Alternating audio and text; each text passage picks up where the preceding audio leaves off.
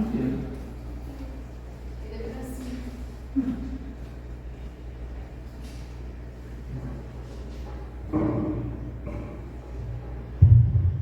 Salve a igreja com a paz do Senhor.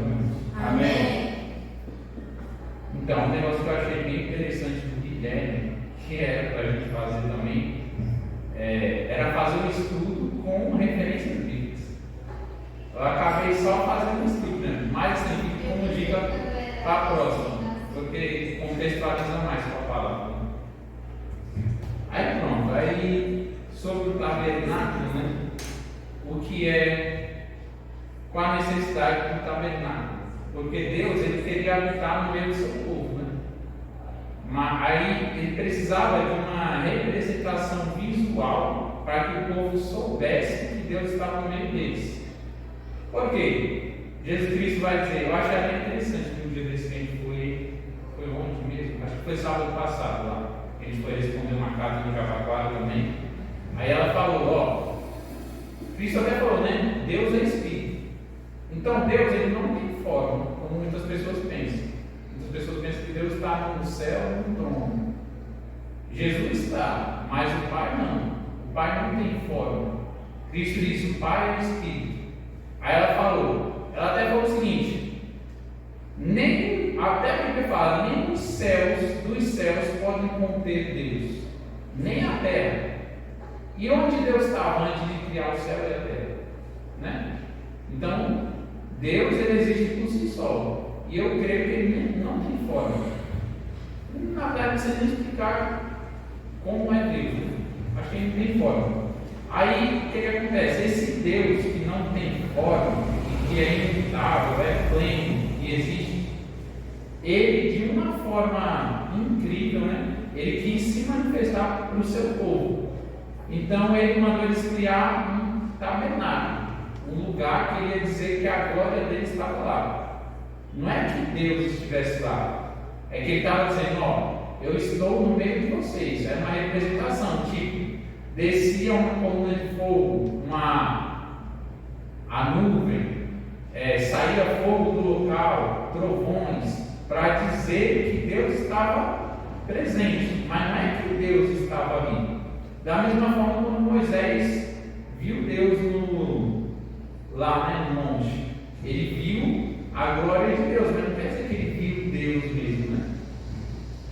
E aí, o que acontece? Deus queria habitar no meio do seu povo, ele ordena a Moisés fazer um tabernáculo conforme Moisés viu nos céus como modelo. E aí, um detalhe, será que existia um tabernáculo nos céus também? Ou era só uma metáfora, né?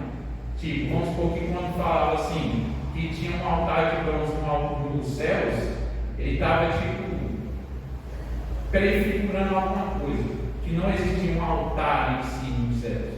Porque eu acredito que não tem, eu acho que é um símbolo, entendeu? Que no caso, Moisés viu aqueles símbolos do céu e traduziu como esses itens que ele fez. Né? E aí você vai ver que o tabernáculo, ele tem muita ligação com o Apocalipse. Não sei se você chegou a ler Apocalipse, vocês. E lá aparecem todos os itens do tabernáculo. Aparece o altar de incenso, o altar de holocausto, aparece a arca da aliança, aparece... Não sei se aparece o véu também, mas fala do candelabro logo no começo. Fala... Eu só não lembro de falar dos pães da proposição, mas fala de quase todos os itens do tabernáculo. Fala até que tem tabernáculo no céu. Pronto, aí voltando para aqui, aí como a Yane disse, e a Débora também, o tabernáculo era formado por 3 partes: o pátio, o lugar santo e o lugar santíssimo. Né? E aí no pátio era o lugar onde ficava o altar de bronze e onde ficava a pia de bronze.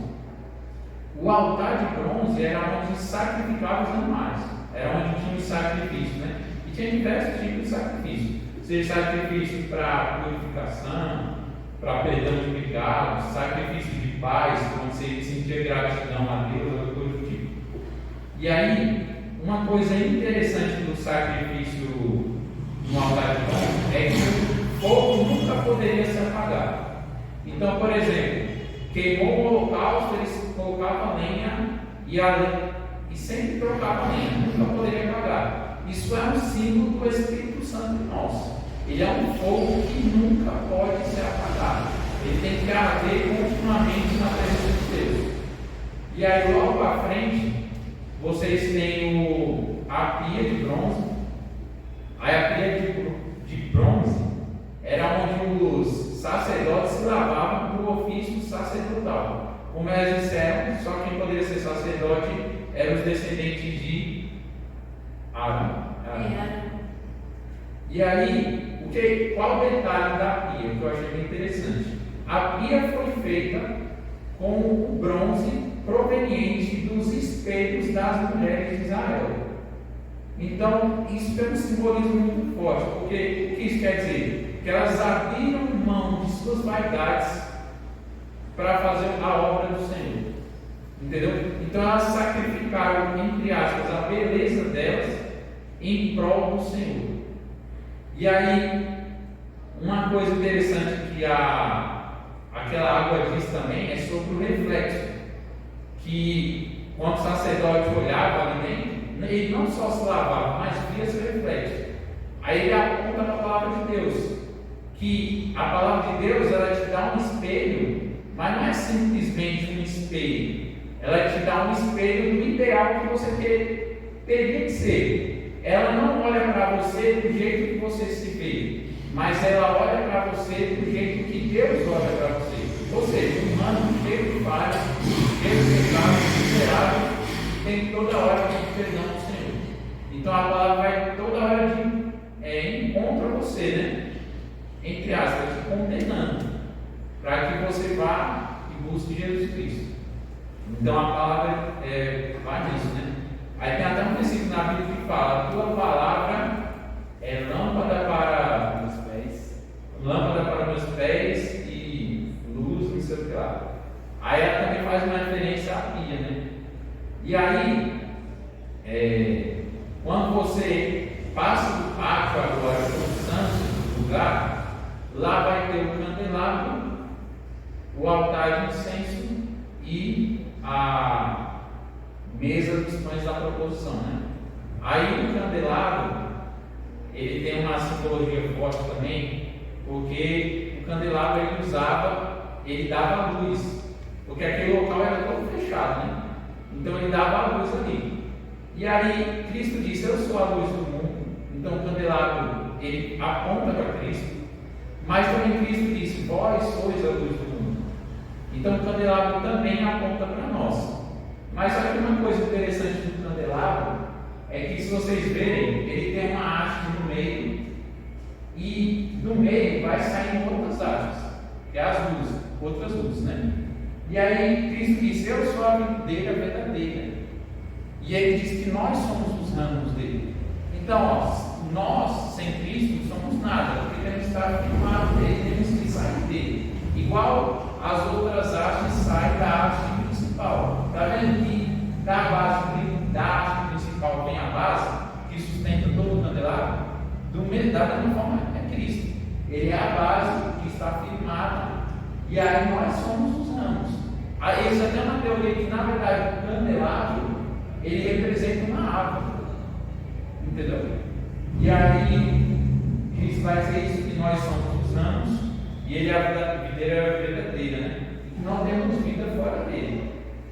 Então o candelabro aponta para isso. Aí vem um altar, e aí o candelabro ele precisava de azeite para as luzes dele.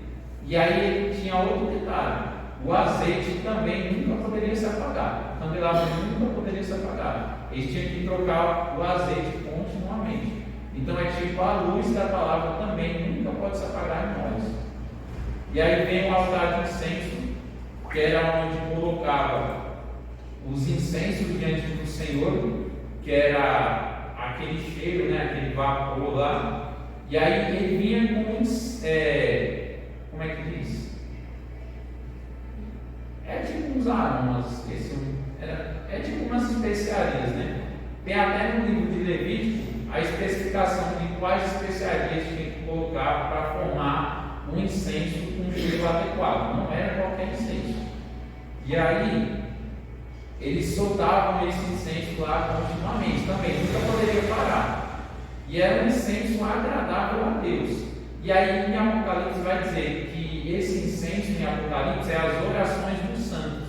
Então, o que isso quer dizer? Orar sem cessar. Ore sem parar, porque a oração ela vai subir como incenso diante de Deus, para as narinas do próprio Deus. Então, existe essa simbologia das orações, né? Do incensário. E aí vem os pães da proposição, que aí era 12. E aí esses pães, eles, cada um, como foi dito aqui, representava uma das 12 tribos de Israel. E aqueles pães, eles tinham que ser trocados toda semana, se não me engano. E na hora de trocar, os sacerdotes comiam do pão velho e colocavam um novo lá, para dizer que aquelas 12 tribos estavam continuamente diante de Deus. O interessante é que os pães eles estavam de frente para o candelabro. Então, no caso, os pães que representavam as 12 tribos de Israel estavam de frente para a luz, dizendo: vocês têm que estar continuamente de frente para a luz, vocês não podem se apartar dela. E aí, Cristo também vai dizer que Ele é o pão da vida, né? Então, aqueles pães da proposição estavam apontando para Cristo. O altar de holocausto também apontava para o sacrifício de Cristo. O altar de incenso aponta para uma oferta agradável aos olhos de Deus, que é Cristo. Ele é a única oferta que realmente agrada a Deus. E o candelabro, como eu disse, que Jesus é a luz do mundo, né? E aí vai para a arca da aliança, do lugar santíssimo, que a arca da aliança era uma arca, e aí tinha uma tampa com 2 querubins um olhando para o outro, né? E aquela tampa se chamava propiciatório. É por isso que diz que a gente usa o termo propiciação pelos pecados. Fazer propiciação é derramar sangue em cima do propiciatório. Então, qual é a simbologia disso, né? Que eu vi uma vez, pesquisei uma vez, é o seguinte: dentro da arca da aliança, como foi dito aqui, tinha a placa dos 10 mandamentos, tinha a vara de Arão e tinha o maná. Essas 3 coisas tanto testemunhavam de Deus quanto testemunhavam contra o povo de Israel. Por quê? Porque primeiro, os 10 mandamentos condenavam o povo de Israel, porque teve uma hora que Moisés desceu e ele quebrou, né, aquelas placas lá, depois fez outras, e é um símbolo de que nós não conseguimos cumprir 10 regras.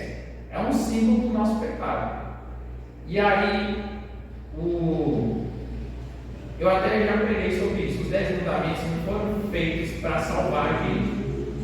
Os 10 mandamentos foram feitos para mostrar que somos pecadores, porque a gente não consegue obedecer nem 10 regras. Na verdade, os 10 mandamentos é para mostrar para eu e para você que a gente precisa de um Salvador, porque ninguém é capaz de cumprir aquilo à risca.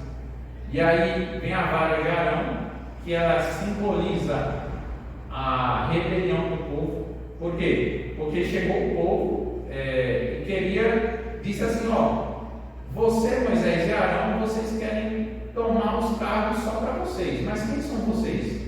Aí ocorreu um episódio lá que Moisés disse o seguinte: aquele cuja vara florescer, esse é sacerdote de Deus de verdade, e a vara de Arão floresceu, e a dos outros não. Então comprovou que Arão foi escolhido por Deus. E aí teve o maná. O maná era outra testemunha contra os israelitas, porque eles reclamaram de Deus, mesmo recebendo maná. Então, dentro da arca da aliança estavam as 3 provas da rebelião do povo contra Deus. E aí o que acontecia? Aquelas 3 provas estavam lá e Deus, na teoria assim, teria que destruir o povo de Israel por causa daquilo, porque estava continuamente mostrando que eles eram pecadores. Aí o que acontecia? Tinha a tampa do propiciatório, e aí quando eles derramavam o sangue do cordeiro em cima da tampa, era tipo Deus dizendo: esse sangue aqui vai fazer com que eu não veja os pecados que estão lá dentro da arca. Então, aquele sangue cobria os pecados. Aí a mesma coisa é Cristo. Cristo, com o sangue dele, ele cobre a multidão de pecados da gente, porque é como se ele derramasse o sangue dele no propiciatório e cobrisse os nossos pecados. E aí Deus não vê os nossos pecados, ele vê o sangue do Filho dele. E aí, tem até uma coisa, uma curiosidade, né? Que, por exemplo, vocês sabem que a Arca da Aliança ela sumiu, acho que foi na época da Babilônia, quando a Babilônia conquistou Judá. E aí ninguém até hoje sabe o paradeiro dessa arca. Aí existe uma teoria que ali debaixo do Calvário existe até hoje a Arca da Aliança. E ela estaria escondida lá até hoje. Aí quando Cristo morreu, aquele sangue escorreu até a arca. E aí Deus teve a propiciação que ele queria de fato. É uma teoria, né? Mas é uma teoria interessante. E aí, deixa eu ver o que faltou mais. Aí teve o véu que ele falou, que dividiu o lugar santo do Santíssimo, e que esse véu era a própria carne de Cristo. E interessante que quando Cristo morreu, o véu do templo de verdade ele se rasgou de cima para baixo. Não foi de baixo para cima dizendo, ó, Deus, o próprio Deus separou a divisão entre os homens e Deus, né? E só quem poderia fazer isso era o próprio Deus.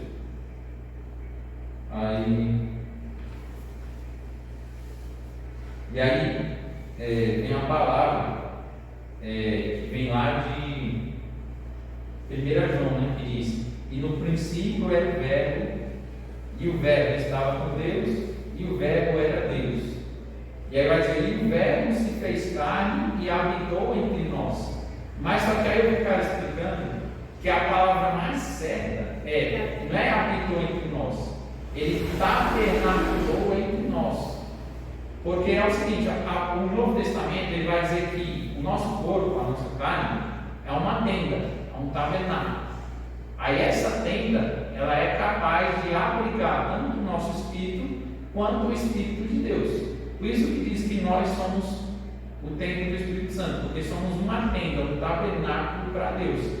E aí o próprio Deus, ele tabernaculou.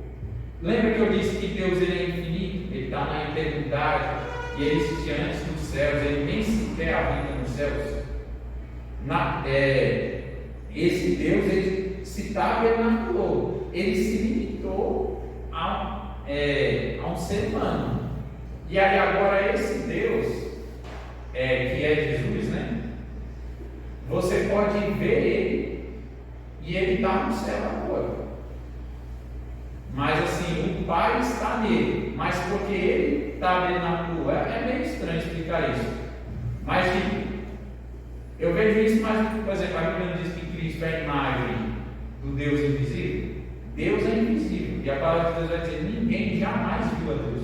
Nem mesmo os anjos viram a Deus. Então Cristo é a imagem do Deus invisível.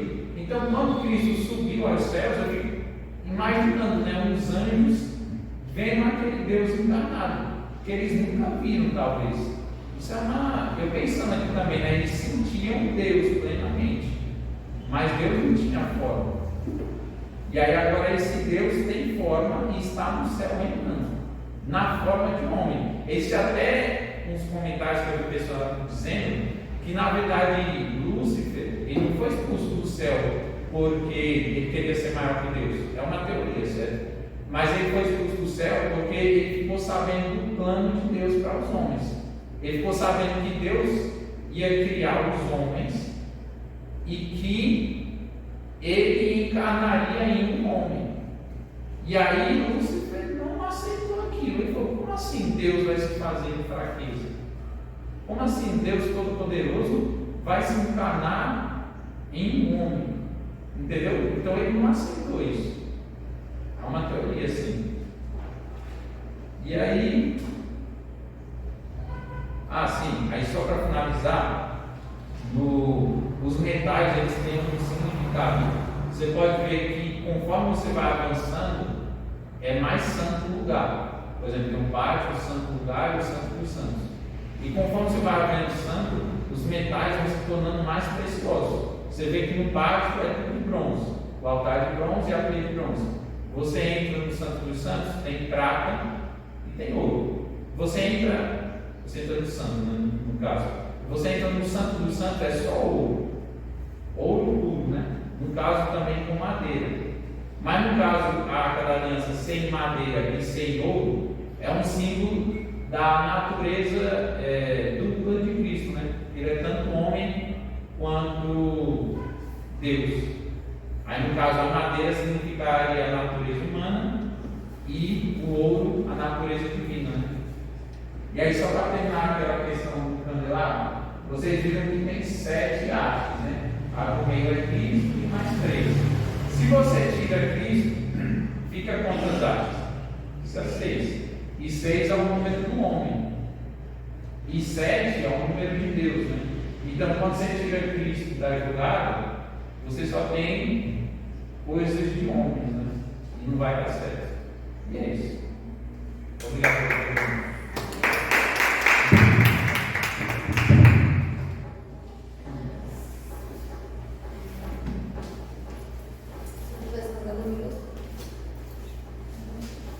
Eu sempre falo